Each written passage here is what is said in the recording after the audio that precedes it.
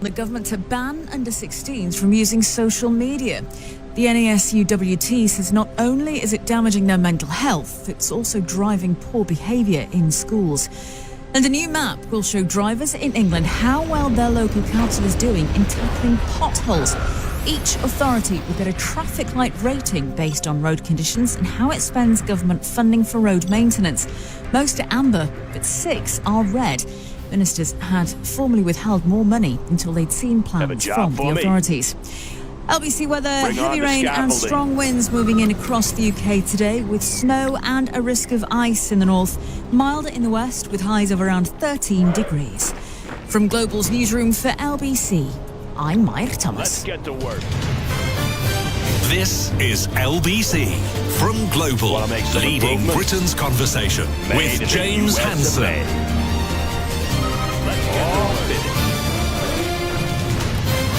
Good morning. 3 minutes past 6, Sunday morning. James Hansen live on LBC between now and 7. Lovely to have your company this hour. So Iran's in big trouble. It looks to me that the people are taking over certain cities that nobody thought were really possible just a few weeks ago.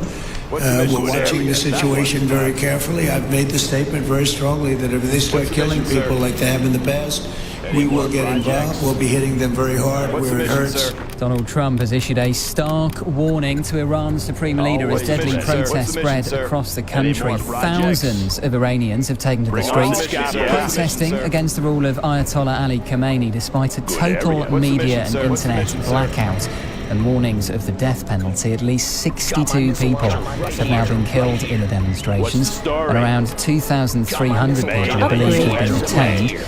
Now, Donald Trump has previously said that America is locked and loaded if the regime kills protesters. And on Friday, the president warned that the Supreme Leader that he wouldn't hesitate to launch strikes on the country. So here's what I want to explore with you this hour. The genie is out of the bottle when it comes to Donald Trump being prepared to intervene in other countries. We saw what he did in Venezuela only last week.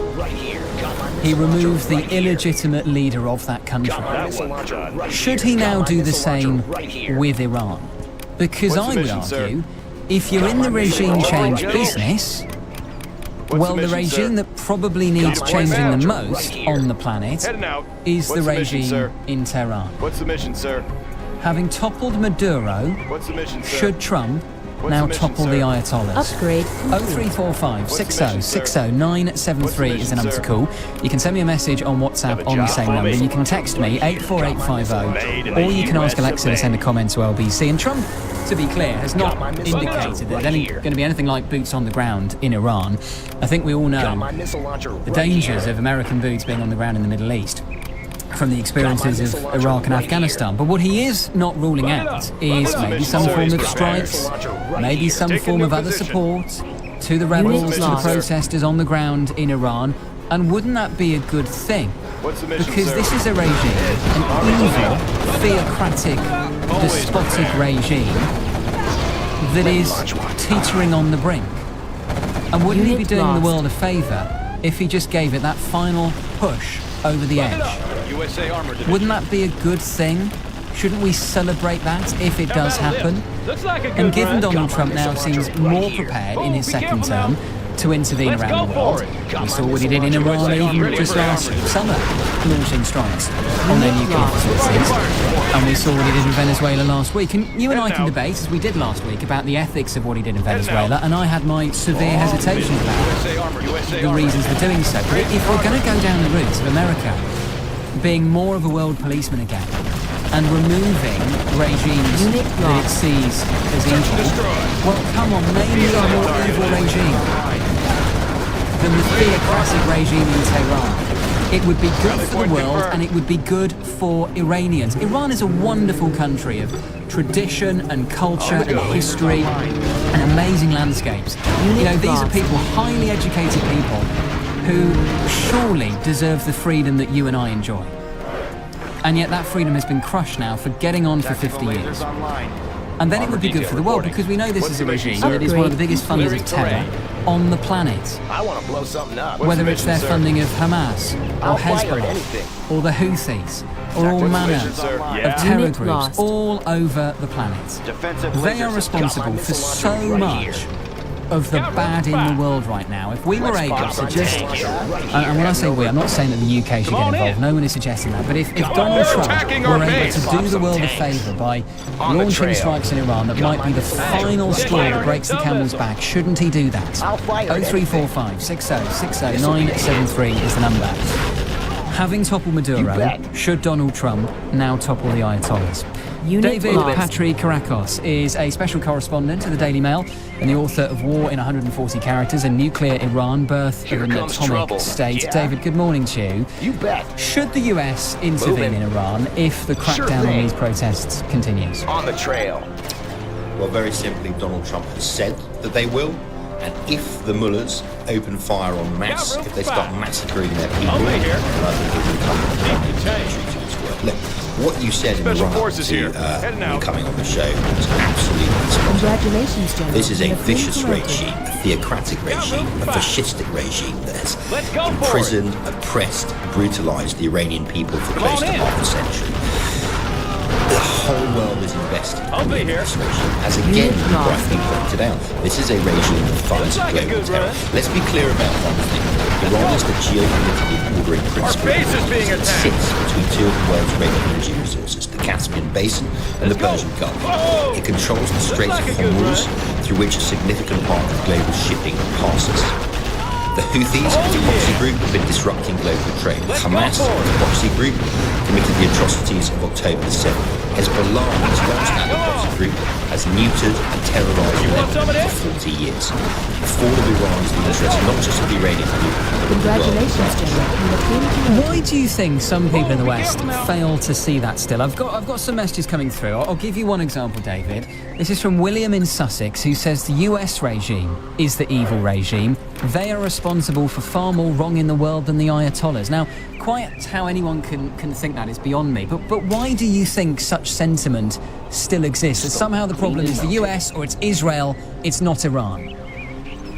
Well, look, there's a few things. I suspect William, who probably lives in a very nice part of Sussex, if he was actually forced to choose between living in the United States or Iran, we all know what he'd actually choose. There are many reasons. Look, we do live under the shadow of Iraq still, the legacy of disastrous Western intervention. We also live in an age, unfortunately, of conspiratorial thinking, where it is Israel and Iran, usually Israel tediously behind everything in the world. And then there's good old-fashioned narcissism. Look, there is a thing, everything in the world is our fault because we're so great. We have agency, no one else has agency. It's actually a form of racism. So there's many, pick your reason, right? It's the reason why we have your party and the Greens and all of these people coming into the mainstream who are essentially just mad and also malignant. Yeah, and also it's a kind of pathological hatred of Israel, I would suggest, because Iran is the great enemy of Israel. There is a clock in Tehran ticking down to the date prophesied by Ayatollah Khomeini of when Israel would be destroyed. That's why I think some people naturally give Iran a pass, inexplicably. I mean, it's absolutely astonishing. I mean, you can see what they've been doing for 40 years. You can see the death of people on the street. You can see people being killed just because they want a bit of freedom. Women being killed just because they refuse to wear a headscarf that they don't want to wear. It's absolutely outrageous. This is why this kind of conspiratorial thinking is dangerous and deeply, deeply malign. It's deleterious for the public sphere and it's deleterious for society, and it's dangerous, and it will not yield to logic. In reality, David, how close do you think we are to the fall of this regime? Look, this is a very good question. As I've been saying a lot, when you look at the situation in Iran, or any revolution, you have to look at three things. First, who's involved? Two, where are the protests spreading? Three, what is the regime doing? Now, in terms of who's involved, it is beyond, as I keep saying, that middle-class, stereotypical North Tehran bourgeoisie. We have the Bazaris, the economic backbone of the country. We have the young, we have the old, we have people in rural areas. Where's it spread? It's spread to the major cities throughout Iran. Mashhad, as I say, is a deeply religious and conservative place. It's the base of Ayatollah Khamenei. You're seeing protests erupt across that. The big thing is number three now. What is the regime doing now? For all of this sort of euphoria, the regime is holding. We are not seeing mass defections of the police, army, let alone the armies. So for now, the regime holds. However, they're in a pickle. This regime is a revolutionary regime. It came to power in 1979 by overthrowing the Shah. They're smart. In 2009, when we had the Green Revolution, the biggest threat they faced, they never did what Assad did. They never did what Mubarak did. They didn't massacre people on mass. They didn't set tanks into the street. They were just selective in their brutality.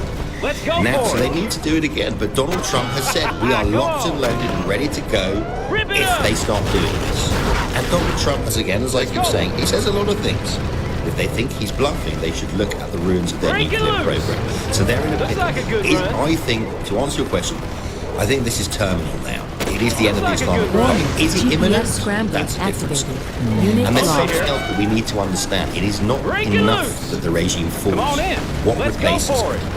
Because it's entirely possible that what replaces it is a military dictatorship. Look, in 1979, when the Shah was overthrown by this regime, they had the Ayatollah Khomeini, not Khamenei's predecessor Khomeini, waiting in the wings. As soon as the Shah fell, in he stepped. In the Arab Spring, the protesters originally managed they did get rid of Hosni Mubarak. But because there was no alternative waiting, there was a void. Into it stepped the loathsome Muslim Brotherhood, and now you have Sisi, who's an autocrat, has an autocrat that's worse than Mubarak. So there is no formalised opposition. You do have this quasi-king over the water, Reza Pahlavi, the Shah's son, who's been in, America for 47 years. I've met him. I don't think he'll like to go in Iran, but he could be a transitional figure. And to be fair, I've been quite impressed with the way he's conducted himself recently. So, again, this is terminal now. The regime has no legitimacy anymore. They used to shout, women like freedom. They used to shout about electoral reform. They're not talking about reform anymore. It's like, we want this regime gone. So I would say terminal, but not necessarily. But the point you raised, David, about what comes next is surely a crucial one, because probably the strongest argument, if you ask me, against sort of the US intervening in any way and helping to topple this regime is the argument that be careful what you wish for. That something worse, and it's hard to imagine, but something worse could come. On your command. Absolutely. If you think about the fact that it's probably already a dictatorial state, in that the revolutionary guard, who are in everything, they're in all the economy, and they probably really are the power in the country. They're already there. Right now, it's more than likely that perhaps they'd step in and it would become a more overt military junta. So yes, be careful what you wish for. This is why this is not complex. But to go back to your original question, if they start massacring unarmed civilians in the street, unfettered, then I think it is incumbent on Donald Trump to said, do what he said he would do, and protect the civilians the best the United States has done. Yeah, and I'm just saying that according to the US, Marco Rubio, Secretary of State, and the Israeli Prime Minister Benjamin Netanyahu spoke yesterday. They haven't specified exactly what they spoke about, but I'm pretty damn sure Iran would have come up. In terms of the form of any US intervention, Trump says he's locked and loaded. What does that mean in reality? Does that mean airstrikes? Yeah, I've been thinking about this a lot. So it has to be. There is a certain amount of freedom of movement on the ground, which is mainly through Israel and Israel's proxies. I would suggest airstrikes. I'm trying to game this out. What does it look like? If they strike military facilities, IRGC facilities, could the regime, for example, then start putting human shields, hostages into those facilities? But it does look like airstrikes. There's something else that's really interesting. I was told by a source that during the 12-day exchange between Israel and Iran, I refuse to call it a 12-day war. The war did not end. It's still going. No one surrendered. Iran did not surrender. That about 70% of the Iranians that were struck were being listed for war crimes by the US. This is the accuracy with which Israel was able to strike key regime targets. Clearly the intelligence is there. Clearly Israel and the United States have mastery of the Iranian skies. Those Russian air defenses, which incidentally Maduro had in Venezuela, turned out to be a total disaster. So there's a lot of freedom of action. I can't see any that. They're not going to put boots on the ground, not in Iran. Even the Romans understood you don't try and invade Iran. You don't need these countries surrounded by mountains, geographically protected. So I think it's got to come from the air or perhaps something more strategic on the ground. But that will be that will be the way that the Israelis will whack nuclear scientists with local Iranian proxies. It's got to be some form of airstrikes. It will be interesting to see what the regime does, because they can't fight the Americans. So I guess all they can try and do is mitigate this. I'm worried that they try and stop pulling in human shields into key regime facilities. Well, you wonder if they could go in a kind of coalition force with the Israelis and potentially in a not dissimilar way to how Trump is trying to go into Venezuela and free up the oil supplies and deal with the drugs. Maybe you could make the argument we're going to go in, we're going to destroy their nuclear program, and then we'll pull back again. It's possible, but Iran is different to Venezuela. Okay, we now know that it's military stated we saw that as well in exchange, but it's not Venezuela. I mean, going into Iran, I mean, it's different. You could go in and take out Ayatollah Khamenei. It doesn't solve the problem. Khamenei's half dead anyway. There are lots of options for Iran. I just hope that they use them widely. Trump does seem to be getting even more motivated than I know that's possible. But let's see. I mean, I'll tell you something else. Trump, for all his flaws, he's a pig of a man. But my God, in foreign policy, he overturned decades of received wisdom. I spent a lot of time in the Middle East Studies departments with everyone telling me you couldn't do anything with peace between the Arabs and Israel without the Palestinian issue being solved. It turned out that was nonsense. Iran is now weaker than it's ever been, due in part to those strikes. Obviously, Iran's major miscalculation October the 7th meant that the Middle East was indeed recalibrated, just not in its favour. It is a very, very historic time in that region, and a large part of it, whether we like him or not, it's down to Donald Trump. David, really appreciate your time this morning. Thank you for joining us. David Patrick there, special correspondent at the Daily Mail, author of War in 140 Characters and Nuclear Iran, Birth of an Atomic State. Look, I'm no Donald Trump fan, and much of his foreign policy, not least the threat he poses to NATO and his failure to stand up more to Vladimir Putin. It is something I've been very critical of. But on this, if he's in the business of regime change now, having removed the illegitimate leader of Venezuela only last week, if he's going down this road, surely the regime that needs changing the most on the planet right now is the theocratic, fascistic, as David described it, regime in Tehran. A regime that is responsible for much of the terror that has been inflicted on the Middle East over recent decades. A regime that oppresses its own people. A regime that is part of a wicked alliance between China, Russia and North Korea. I mean, surely this is a regime that we should be wishing for the end of. And if the US can just help tip it over the edge, should they? 0345 60 60 973 is the number. Having toppled Maduro, should Trump now topple the Ayatollahs? We'll get your calls in just a moment. James Hansen here with you on LBC The Time, 6:19. LBC. Octopus Energy. Great value and outstanding customer service. Recommended by which? 8 years running. Let's go for it. Octopus Energy. Say yes to summer with the biggest ever TUI sale with a My TUI account. Say yes to flexible payment options. Say yes to free kids places, even in the school summer holidays. With so many holiday options to choose from, you pick it, we sort it. Holiday countdown started. TUI, ATOL and ABTA protected. Booking T's and C's apply. Selected departures. Minimum spend applies. Subject to availability. See website for details. Do it for your wife, who told you to pick up bread, but instead you picked up Fred, your grandson, again. And now your daughter is calling because he missed football. That's the 4th time this month. You can wave his future career goodbye. If you don't do it for you, do it for your wife and little Freddie. Book a free test today at bootshearingcare.com and take advantage of our interest-free payment plans. Boots, with you for life. T's and C's apply. Long-range ballistics. When you go abroad, everyone knows the best way to make yourself understood is to just say everything in English, but louder. If only there was a way that could work with your advertising campaign. Well, there is, and you're listening to it. Because when you amplify your advertising with radio, 40 million listeners every week get the message. See radio differently at radiocentre.org. Cruise missiles ready. Got my missile launcher launched from there. Transporting cruise missiles. Something unexpected has arrived in Happy Meal. Teenage Mutant Ninja Turtles and Hello Kitty and friends are teaming up for the ultimate collab. Joining your little ones on a fun-fueled adventure. Some fun, some food, it's all inside this Happy Meal. Until the 2nd of February, from 11 a.m. Includes one pre-selected book or tour whilst stocks last. James Hansen on LBC. Call 0345 6060 973.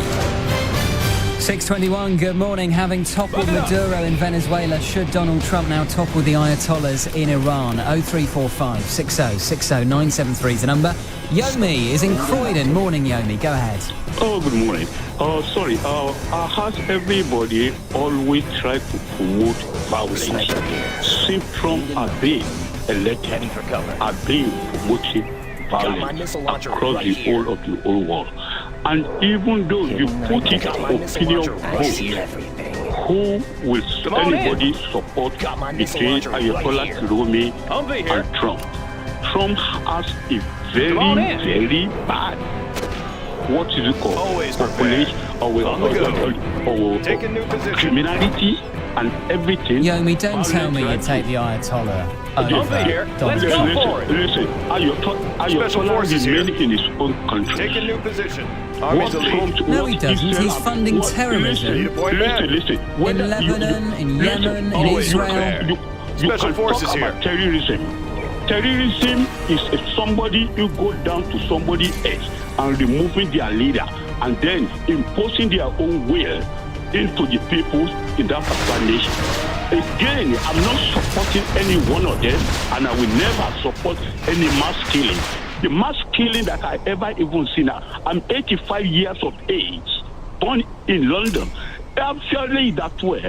Listen, the number of the people is killing in a day. I'm open home, breaking property and everything, and children living on the street. Elderly people living on the city. I mean, you're trying to draw this. Look, I have been very, very critical of Donald Trump. I'm happy to sit here and say I'm blue in the face criticising Donald Trump. But to draw some kind of equivalence between him and Ayatollah Khamenei is absurd. It's not different to Ayatollah Khamenei. It's not different. Somebody go all around and then allow another nation to continue slaughter children, elderly peoples, children and everything, breaking up their own house. Yomi, we're going to leave it there because, frankly, I don't even know the point you're trying to make. This idea that, look, I'm not defending the Trump regime. I mean, you can call them a regime if you want to. The Trump administration. GPS grounded. They have done many things that I disapprove of. I'm deeply worried about the authoritarian turn of the United States of America. Let's build. But to compare that liberal Western democracy to the theocratic, terrorist-funding regime in Tehran is just absurd and frankly offensive. And I wonder why, whenever we talk about this, we get the kind of Israel-hating, America-hating, West-hating liberals coming on, trying to explain why maybe Iran isn't so bad after all. I'm sorry, it's a deeply wicked regime, and the sooner it's gone, the better. Phil in Ferndown says Trump hasn't toppled Maduro. He has kidnapped him and left the regime in place, so they'll be coerced into dealing with him. I do agree with you that it would be great for the Iranian regime to change that. This person says, morning James, why are we asking this question about a Western superpower intervening in another Middle Eastern country again? Firstly, look at the history. Western interventions don't work. They cause untold damage. Then there's the morale angle. Trump cares little or nothing about the Iranian people. It's all about oil and influence. Lastly, if Trump dislodges the existing power without boots on the ground, who will replace them? Iran is already riddled with power-hungry factions who will never be an ally of Western countries. It's a can of worms. And that's a fair point. And this is probably the strongest argument against any kind of Western intervention. And to be clear, Donald Trump isn't even talking about, putting boots on the ground or anything like that. But if it was airstrikes that could just provide the final push to get rid of this regime, ready for action. Would that be doing the world a favour? Ismail is in Twickenham. Morning, Ismail. What would you like to say? On the go. Hi, morning. Just few things. I've been calling few times recently about this situation in Iran. I was actually there yesterday in front of the embassy. You're asking, is it time? Yeah, this is the right time. Whatever you help or no help, people will do it. But if you help, it will be speed up, will be quicker, which is good for everyone. But unfortunately, it looks like, especially the West and UK, they not keen to do it. I don't know what is the reason behind it. Unit lost. I don't know. We have to ask. Maybe Jack Straw. He's the best person to ask. And which we call him Ayatollah Jackie Straw, basically. So you were there at the protest yesterday outside the Iranian embassy in London? Yeah, I was, yeah. And it was a remarkable scene. For those who aren't aware, there was a gentleman who climbed up on, and I believe 2 arrests have been made, but there was a gentleman who climbed up onto the balcony and changed the flag from the existing Iranian flag to the pre-1979 revolution flag. And of course that is an embassy that a lot of people remember from the siege back in the early 80s during Margaret Thatcher's days. So it is a very famous building. It was interesting to see people scaling the side of it again. What was it like being there? Oh, people love it. We scream. And when the guys from embassy, we came basically to replace the flag again. People throwing everything to him. But your police, basically, I know it's their job to protect. Unit lost. But it reminds me, we are in Tehran. We fighting against the Ayatollahs. How they protect that. You know what I mean? Yeah, and do you sense... It looks like Ayatollah regime got another force here. Your force. The way the police turned out. Well, look, the police have to protect embassies. That is a role for them. I do understand. But in other hand, people screaming for this. People love Pahlavi to go back. We got already the replacement. I don't know why it's the argue. If it's democracy, people shouting for this. I don't know why you keep saying, where is the replacement? Well, I think it's a legitimate point, Ismail, to say if the Ayatollahs fall, who is going to replace them? Yes, that's what we said. We want Pahlavi. You want some of this? Yeah. I'm not saying 75%, which is more than that. They keep calling Pahlavi. 75% is not enough. And how close do you think we are to the falling regime? Let's go. I believe if you, I'm not saying you personally, basically the country, if they maybe next week I believe. So your message would be to go, let's face it, it's really how to do it. Launch some airstrikes, do what you need to do, get the Ayatollahs out. Not necessary. You want some of this? Because end of the day, we don't want another bloodshed. The best way, just keep pushing, and how about a show of I don't know how big. Armor detail reporting. Anywhere you say, sir. The most expensive house in the UK. You are victorious. You know who it's belonging to? I don't know. Yeah, the guy under Ayatollah Khamenei. You sold it to him. Search it. Ismail, we'll leave it there. Thank you. Ismail and Twickenham there. 0345 6060 973. Look, I'm not the kind of person who wants to see